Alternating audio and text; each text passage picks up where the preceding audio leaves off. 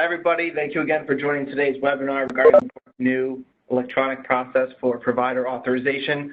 Before we get started with the presentation, just a reminder that during the PowerPoint presentation for today, we're going to keep all of the phone lines muted.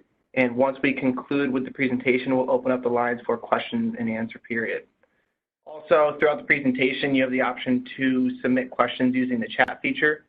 That can either be seen right now on the right side of your WebEx in the chat box, or you might have to hover over the WebEx tab at the top of your screen and select the chat icon, and you can send your questions to the host. So with that being said, we'll go ahead and get started with Steve. Thanks, Mike. Welcome, everybody. This is Steve Smith, the Executive Deputy Director here at the board. Thank you for joining today's WebEx regarding the board's new electronic process for provider authorization. The new process for physician authorization was driven by the desire to have a streamlined mechanism for authorizing new physicians, both existing provider types and that are eligible to treat workers' comp patients, as well as those new provider types that will be eligible as of January 1st will be using this new process. Today we'll be specifically describing accessing the medical portal, which will be the mechanism for getting at the new authorization process, the physician application process and associated requirements, the electronic process that will be utilized for the application process, and the role of the medical society and the osteopathic medical society in that review. The medical portal is the gateway to a number of different functions that physicians who need to do business with the board and with workers' comp system as a whole will be utilizing. It should be noted that the functionality available within the medical portal will vary by user type. The functionality is tailored to the needs of the specific stakeholder using the portal. The medical portal will be accessed by using the medical portal page on the board's website or by using the drop-down that's in the upper right-hand corner of the board's website to log in to access electronic applications. When logging in, the user will be taken to the ny.gov login screen. Users must have an ny.gov ID to access the medical portal. Information about securing an ny.gov ID is currently located on the board's website. After logging in using the ny.gov ID, the user will be taken to the Secure Medical Portal landing page.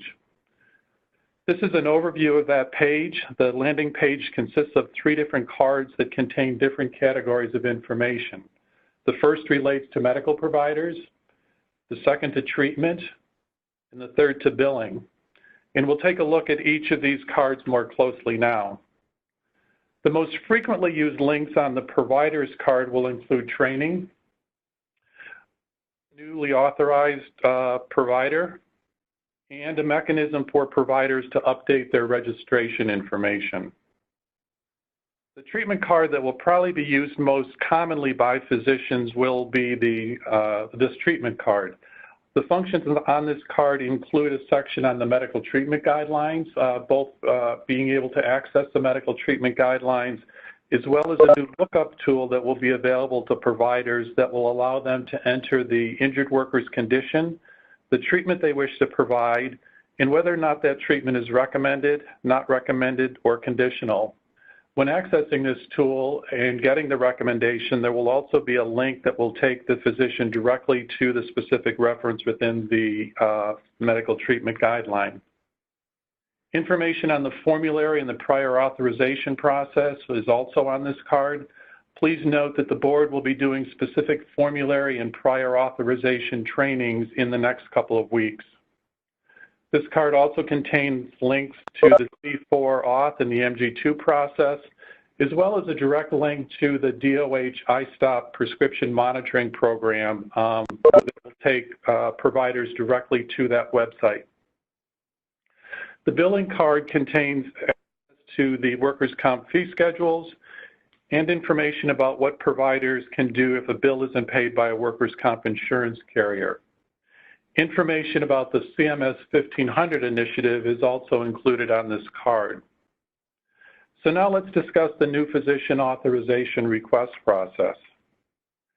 The board has developed a number of training modules that new physicians, new providers requesting authorization will be required to take before they complete their application. When they click on that training link, they'll be taken to a page that will provide an overview of the expanded provider legislation and a description of the training requirements. Different provider types have different training requirements. When physician is selected, a list of the trainings that the physician will be required to take prior to completing the application will appear. These trainings should be taken before the application is completed, and when clicking on the individual training module, the physician will be taken directly to that training session. When trainings are completed, the physician will go back to the medical portal and select New Provider Authorization Request. This will take them to the actual application. Because we're still in a testing mode with the application, we're going to switch over to a PDF version of that form to walk you through what will be required on the application itself. The information in the top of the form, provider information, specifically the state ed name, the date of birth, the provider's NPI, and the provider's license number, will automatically flood into the form based on the login that they utilize. The physician will then be required to complete specific pieces of information such as name, email address. They will be able to select what type of authorization they're requesting, whether it's just to treat, to do IMEs, or to do both. They'll also be asked whether or not they're an osteopathic physician. And then, which is going to be really important for all of you, they will select the county medical society that will be completing the review for them. So we provided a drop down of all the different counties, as well as the ability to select the osteopathic medical society. They'll then be asked for additional demographic information such as practice website, their mailing address for board announcements, board's correspondence, etc. They'll be able to enter information about their practice sites, addresses, phone numbers, etc. They will be able to enter multiple practice sites, and specific contact information is being requested for those that are going to be applying as IMEs. They're then asked a language question to see what languages they might be able to accommodate within their practice, and information about their specialty and subspecialty. Again, in this particular example, we've entered 3 specialties just to show that they will be able to enter multiple specialties into their application.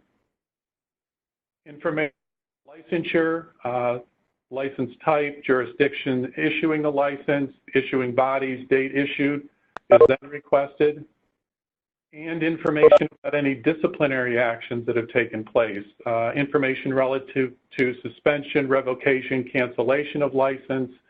There's also the ability to provide a descriptive material relative to disciplinary actions. We ask about conviction of crimes, felonies, and misdemeanors, and if the provider, the physician, has been previously authorized with the board,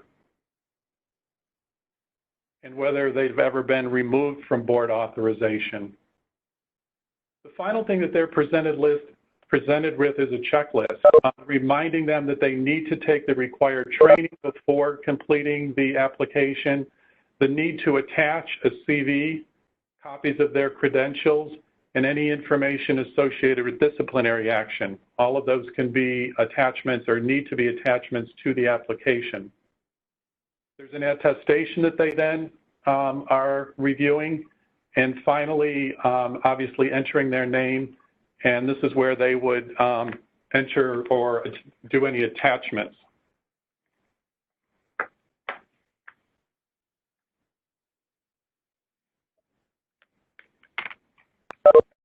When the provider hits submit, per the regulation, Workers' Comp Law 13b3, there is a requirement that the application be submitted to the County Medical Society or the Osteopathic Society directly. Upon hitting submit, that application will be forwarded to the Medical Society. and it will show up in the mailbox that's been provided to us with a subject that says authorization request.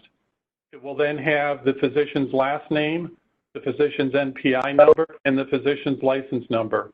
We thought this would be useful to allow the reviewers to be able to sort and to look for particular applications that they might be interested in. Per the regulation, simultaneously, the application gets submitted to the Workers' Comp Board. The law goes on to say that the medical society or the osteopathic society needs to review the application within 45 days. So back to the PDF, what the medical society will see is the full application that's been submitted by the physician, and they then will have a section, there's then a section for the medical society recommendation. So the medical society will either recommend the physician to treat, to do IMEs, to do both, or not recommend. The medical society will be able to select the boards associated with the physician, rating codes, and certification name, and then has the ability to add additional rating codes if necessary. There's also the opportunity to provide any comments that you all might want to provide associated with this particular application, and then finally insert the name of the reviewer, the email address for the reviewer, and the reviewer's phone number.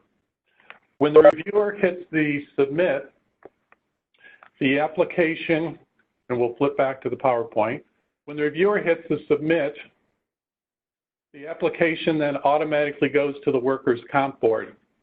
It should be noted that per the regulation, if the application isn't reviewed within the designated 45 days, the application will be automatically forwarded to the Workers' Comp Board, and the local medical society or the osteopathic society will not be able to make a recommendation associated with that application. So as I mentioned, the application upon your completion and submission or 45 days, whichever comes first, will automatically be sent to the Workers' Comp Board.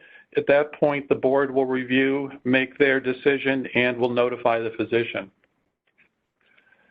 So that's the new process that's being put in place. We're anticipating that we'll be opening it up for use within the next several weeks, and would request that you, if you haven't already, subscribe to the Gov Deliveries on the board's website, which will be our mechanism for providing information and letting people know when the process will be going live.